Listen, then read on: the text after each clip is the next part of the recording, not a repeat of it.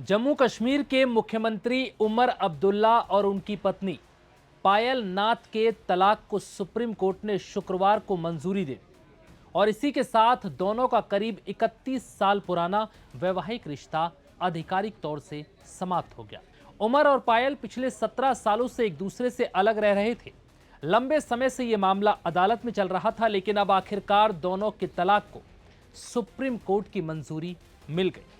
आइए जानते हैं कब और कैसे हुई थी उमर अब्दुल्ला और पायल नाथ की मुलाकात, कैसे पहली नजर का प्यार शादी तक पहुंचा और फिर कैसे दोनों के बीच बात तकरार और तलाक तक पहुंच गई। बात साल 1990-91 की है। उमर अब्दुल्ला और पायल नाथ की मुलाकात नई दिल्ली के दी ओबेरॉय होटल में काम करने के दौरान हुई थी।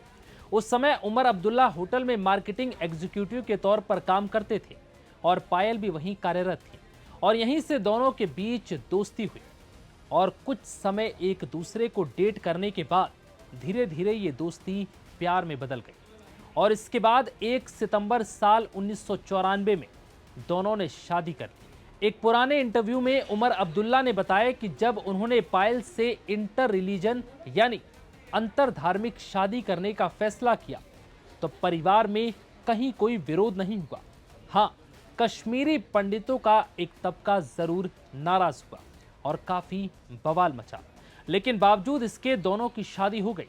पायल से शादी के 4 साल बाद साल 1998 में उमर अब्दुल्ला पहली बार राजनीति में उतरे।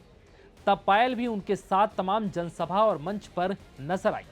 हालांकि इसके बाद उमर अब्दुल्ला पूरी तरह से राजनीति में रम गए। उन्होंने अपना ज्यादा से ज्यादा समय जम्मू कश्मीर को देने का फैसला लिया। यहीं से उनके और पायल की दूरियां बढ़ने लगी और एक मोड़ पर दोनों ने अलग रहने का फैसला कर लिया और साल 2011 में उमर अब्दुल्ला ने सार्वजनिक रूप से 17 साल पुराने इस शादीशुदा रिश्ते से अलग होने का ऐलान भी कर दिया।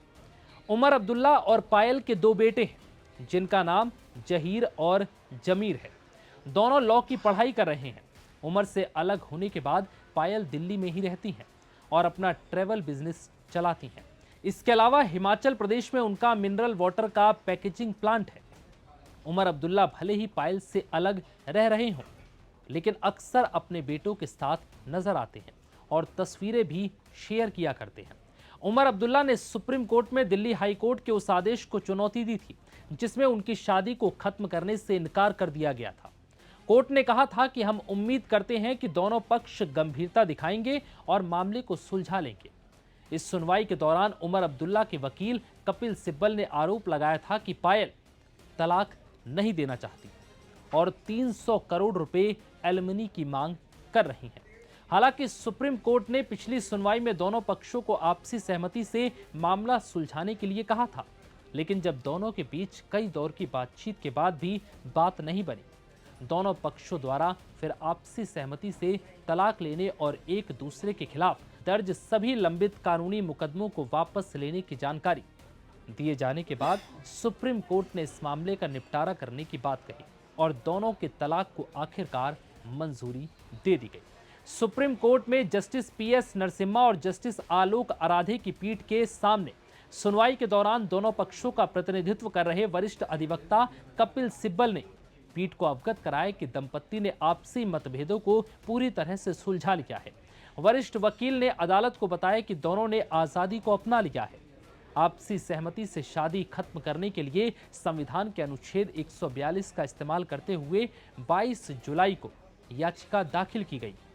इस पर जस्टिस नरसिम्हा ने कहा कि अदालत अब समझौते की शर्तों के अनुसार ही उचित आदेश जारी कर इस मामले का निस्तारण करेगी और आखिरकार सुप्रीम कोर्ट ने अब दोनों के तलाक को मंजूरी दे दी। फिलहाल इस वीडियो में इतना ही।